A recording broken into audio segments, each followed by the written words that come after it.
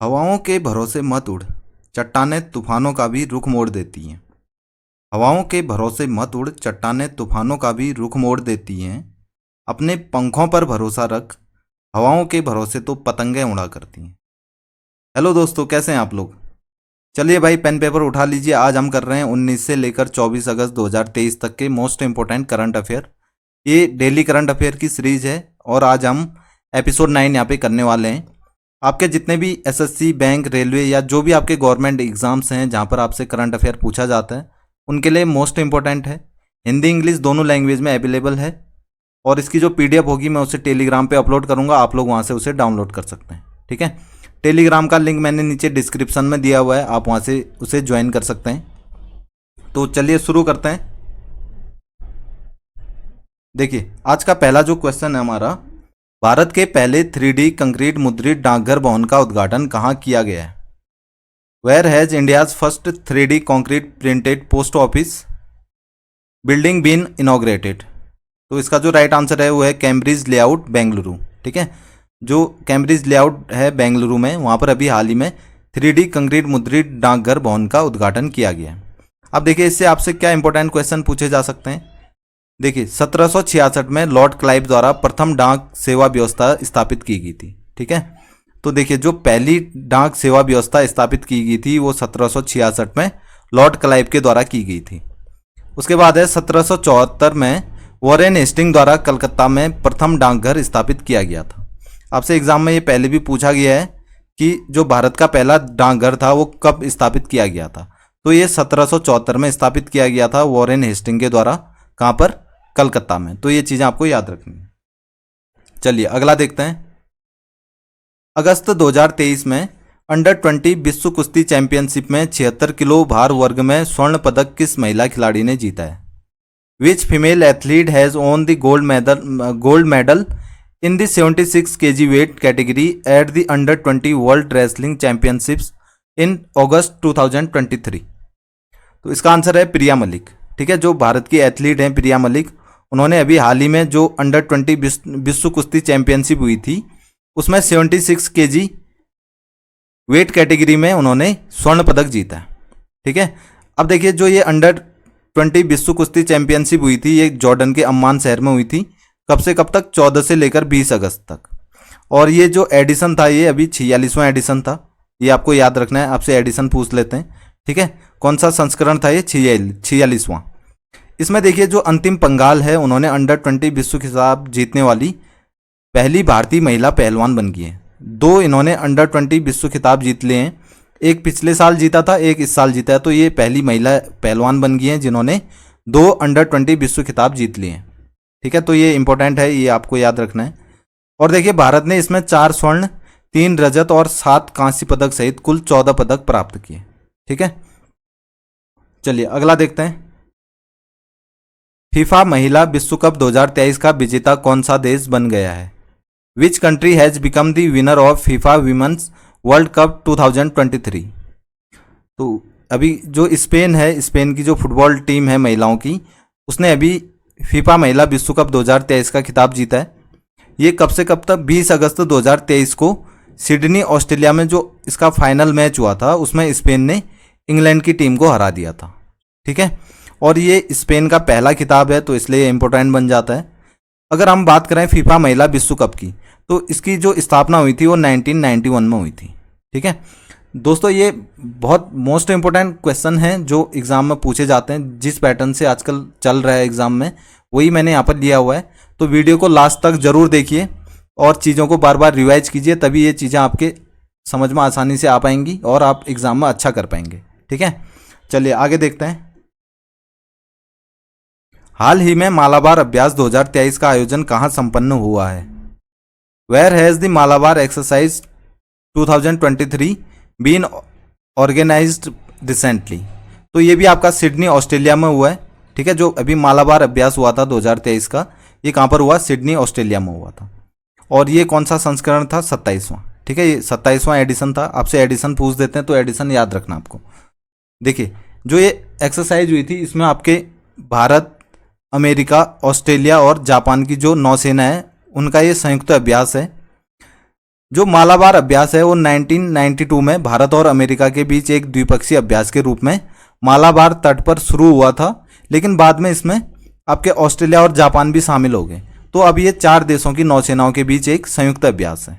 ठीक है, चलिए अगला देखते हैं। एशिया कप 2023 में भारतीय पुरुष क्रिकेट टीम का कप्तान किसे बनाया गया है? Who has been appointed as the captain of the Indian men's cricket team in Asia cup 2023? तो देखिए, जो भारतीय क्रिकेटर हैं रोहित शर्मा, उनको अभी एशिया कप 2023 में पुरुष क्रिकेट टीम का कप्तान बनाया गया है। अब ये जो एशिया कप होने वाला है ये 30 अगस्त से 17 सितंबर 2023 तक पाकिस्तान और श्रीलंका में होने वाला है। ठीक है, अगर हम बात करें एशिया कप क्रिकेट की, तो इसकी जो स्थापना हुई थी वो 1983 में हुई थी, और इसका जो पहला टूर्नामेंट खेला गया था वो 1984 में खेला गया था। कहाँ पर? संयुक्त अरब अमीरात में, UAE में ये पहला इसका टूर्नामेंट हुआ था, और इसमें भारत ने श्रीलंका को हराया था। तो ये भी आपको याद रखना है। ठीक है, और देखिए, भारत ने सबसे ज़्यादा 7 बार इसमें खिताब जीता है। अभी तक जितने भी टूर्नामेंट हुए हैं उसमें सबसे ज़्यादा भारत ने इसमें खिताब जीते हैं, लगभग 7 बार। तो ये चीज़ आपको याद रखनी है। ये स्टैटिक के क्वेश्चन इनसे पूछे जाते हैं, तो ये चीज़ें आपको याद रखनी है। चलिए अगला देखते हैं। 15वें ब्रिक्स शिखर सम्मेलन 2023 की थीम क्या है? What is the theme of 15th BRICS summit 2023? ठीक है, तो आपसे थीम पूछ देते हैं, तो ये भी इंपॉर्टेंट क्वेश्चन है, ये आपको याद रखना है। देखिए, जो 15वां अभी ब्रिक्स शिखर सम्मेलन हुआ है उसकी थीम क्या है? ब्रिक्स और अफ्रीका, पारस्परिक रूप से त्वरित विकास, सतत विकास और समावेशी बहुपक्षीवाद के लिए साझेदारी। BRICS and Africa, a partnership for mutually accelerated growth, sustainable development and inclusive multilateralism. अब देखिए, ये जो 15वां ब्रिक्स शिखर सम्मेलन हुआ है ये कहाँ पर हुआ है? जोहान्सबर्ग में, और ये दक्षिण अफ्रीका में स्थित है। ठीक है, अगर हम ब्रिक्स की बात करें तो इसकी जो स्थापना हुई थी वो 16 जून 2009 में हुई थी। पहले इसमें जो संस्थापक देश थे रूस, चीन, भारत और ब्राज़ील थे। ठीक है, लेकिन बाद में इसमें साउथ अफ्रीका भी जुड़ गया। पहले ये ब्रिक के नाम से इसकी स्थापना हुई थी, बाद में इसमें साउथ अफ्रीका भी ऐड हो गया, तो ये क्या बन गया? ब्रिक्स बन गया। तो ये चीज़ आपको याद रखनी है। इसकी स्थापना कब हुई थी? 16 जून 2009 में। ये मोस्ट इंपॉर्टेंट है। चलिए अगला देखते हैं। थाईलैंड के नए प्रधानमंत्री कौन चुने गए हैं? Who has been elected the new prime minister of Thailand? तो जो श्रेथा थाविसिन हैं उनको अभी हाल ही में थाईलैंड का नया प्रधानमंत्री चुना गया है। थाईलैंड की राजधानी है बैंकॉक, और यहाँ की जो करेंसी है वो है थाई बात, और थाईलैंड के राजा हैं वजीरा लोंगकॉन। ठीक है, चलिए अगला देखते हैं। मतदान के लिए लोगों को जागरूक करने के लिए भारत निर्वाचन आयोग द्वारा नेशनल आइकन किसे बनाया गया है? Who has been made the national icon by the election commission of India to make people aware about voting? देखिए, जो भारत का निर्वाचन आयोग है उसने अभी हाल ही में जो अभिनेता हैं पंकज त्रिपाठी, उनको नेशनल आइकन यहाँ पर बनाया है। किसके लिए? मतदान के लिए लोगों को जागरूक करने के लिए। ठीक है, अब देखिए, जो भारत निर्वाचन आयोग है इसकी स्थापना हुई थी 25 जनवरी 1950 में। ये आपको याद रखना है, एग्जाम में पूछा भी जाता है। और ये क्या है? एक स्वायत्त और अर्धन्यायिक संस्था है।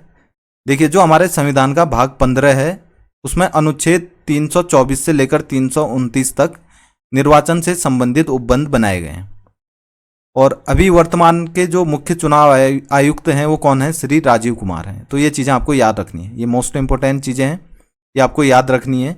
ठीक है, चलिए अगला देखते हैं। बिंदेश्वर पाठक का 80 वर्ष की आयु में निधन हो गया, उनका संबंध किस क्षेत्र से था? Bindeshwar Pathak passed away at the age of 80, he was related to which field? तो देखिए, जो बिंदेश्वर पाठक हैं वो एक सामाजिक कार्यकर्ता थे, तो इसका आंसर क्या हो जाएगा? सोशल वर्कर या सामाजिक कार्यकर्ता। इनका अभी हाल ही में 80 वर्ष की आयु में निधन हो गया। और जो बिंदेश्वर पाठक थे वो कौन थे? सुलभ इंटरनेशनल के संस्थापक थे। भारत सरकार द्वारा इन्हें 1991 में पद्म भूषण पुरस्कार से सम्मानित किया गया था।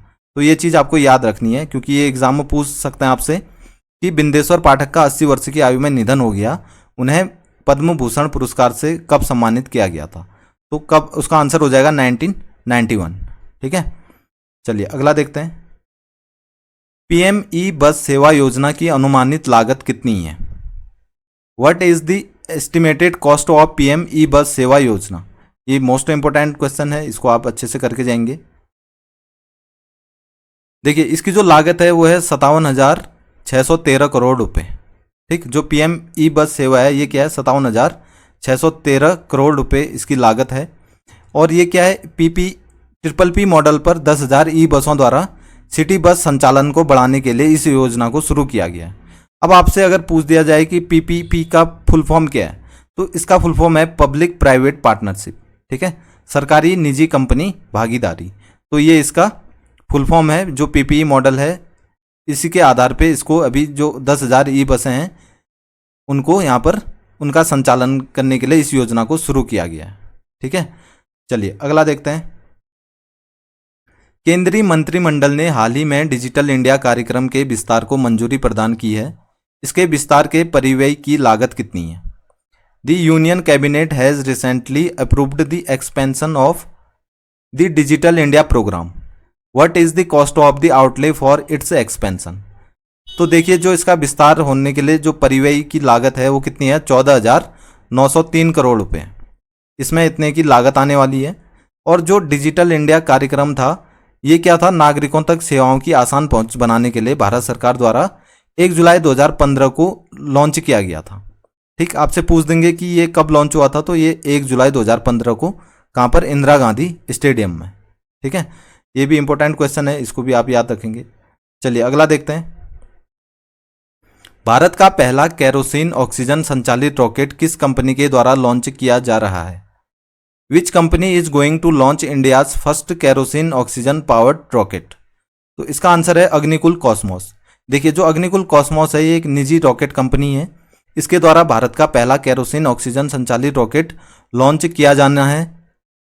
और इस रॉकेट का जो नाम है वो है अग्निबाण शॉर्टेड। ठीक है, अब यहाँ पे आपसे शॉर्टेड का अगर फुल फॉर्म पूछ दिया जाए तो क्या हो जाएगा, सब ऑर्बिटल टेक्नोलॉजिकल डिमॉन्स्ट्रेटर। ठीक है, ये इसका फुल फॉर्म है। और इसकी जो स्थापना हुई थी अग्निकुल कॉस्मोस की, ये 2017 में हुई थी। इसका मुख्यालय चेन्नई में है। और इसके जो सीईओ हैं वो कौन है, श्रीनाथ रविचंद्रन है। तो ये चीज़ आपको याद रखनी है। चलिए अगला देखते हैं।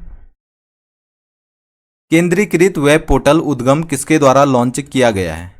सेंट्रलाइज्ड वेब पोर्टल उद्गम हैज़ बीन लॉन्च्ड बाय। तो जो उद्गम पोर्टल है ये भारतीय रिजर्व बैंक ऑफ इंडिया के द्वारा इसको लॉन्च किया गया है। उद्गम का फुल फॉर्म है unclaimed deposits gateway to access information. ठीक है, और देखिए जो ये उद्गम पोर्टल है ये क्या काम करेगा, इसके द्वारा जो उपयोगकर्ता हैं वो अपने लावारिस जमा खातों की पहचान कर सकते हैं और जमा राशि का दावा कर सकते हैं।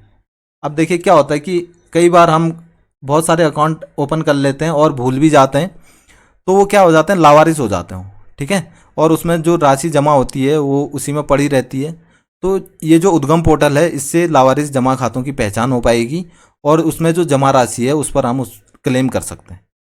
देखिए अगर रिजर्व बैंक की बात करें तो इसकी स्थापना हुई थी 1 अप्रैल 1935 में। और कहाँ पर हुई थी, कोलकाता में। ये इंपॉर्टेंट चीज़ें हैं, आपको ये याद रखनी है। इसका मुख्यालय मुंबई में है और इसके जो वर्तमान गवर्नर हैं वो हैं शक्तिकांत दास। चलिए लास्ट क्वेश्चन है। हाल ही में महाराष्ट्र राज्य द्वारा स्थापित पहले उद्योग रत्न पुरस्कार से किसे सम्मानित किया गया है? Who has been honoured with the first Udyog Ratna award instituted by the state of Maharashtra recently? तो इसका आंसर हो जाएगा जो उद्योगपति हैं, भारत के महान दिग्गज उद्योगपति रतन टाटा, उनको महाराष्ट्र सरकार द्वारा स्थापित पहले उद्योग रत्न पुरस्कार से सम्मानित किया गया है। तो ये भी इंपॉर्टेंट क्वेश्चन है, ये पहली बार ये सम्मान इनको दिया जा रहा है, तो ये चीज़ आपको याद रखनी है। इसके अलावा देखिए जो रतन टाटा हैं इनको ऑर्डर ऑफ ऑस्ट्रेलिया 2023 में ये पुरस्कार दिया गया है, असम वैभव 2021 में, मानद knight grand cross of the order of the British empire ये 2014 में इनको इससे सम्मानित किया गया है। इसके अलावा इनको पद्म विभूषण मिला है 2008 में, महाराष्ट्र भूषण 2006 में और पद्म भूषण 2000 में। ठीक, इनके अलावा इनको अभी काफ़ी अवार्ड से सम्मानित किया गया है, लेकिन ये इंपॉर्टेंट हैं तो ये आपको याद रखना है। ठीक है, तो ये थे हमारे आज के जो 19 से लेकर 24 अगस्त तक के मोस्ट करंट अफेयर हमने यहाँ पर लिए थे। मैंने इसमें फालतू क्वेश्चन नहीं लिए हैं, ठीक है। जिस तरीके से एग्जाम में क्वेश्चन पूछे जाते हैं उसी पैटर्न पर मैंने ये क्वेश्चन बनाए थे। आई होप कि ये चीज़ें आपको सही लगी होंगी, पसंद आई होंगी, आपकी समझ में आई होंगी। अगर आपको वीडियो पसंद आती है तो चैनल को ज़रूर सब्सक्राइब करें, अपने दोस्तों के साथ वीडियो शेयर करें, वीडियो को लाइक और कमेंट ज़रूर करें। इसके अलावा हमारे यहाँ पर और भी सीरीज चल रही है, जैसे आपका जो मोस्ट इम्पोर्टेंट टॉपिक है उनकी यहाँ पर मैं सीरीज यहाँ पर लेकर आया हूँ। आप लोग प्ले लिस्ट में जाके देख सकते हैं। और हिस्ट्री में जो हमारे हिस्ट्री के एंशिएंट और मेडिवल हिस्ट्री मैंने यहाँ पर करा चुका हूँ, ठीक है। तो ये चीज़ें आप वहाँ से देख सकते हैं, अपनी तैयारी को अच्छे से कर सकते हैं। तो आज के लिए बस इतना ही, फिर मिलते हैं नई वीडियो में। तब तक के लिए जय हिंद, जय भारत।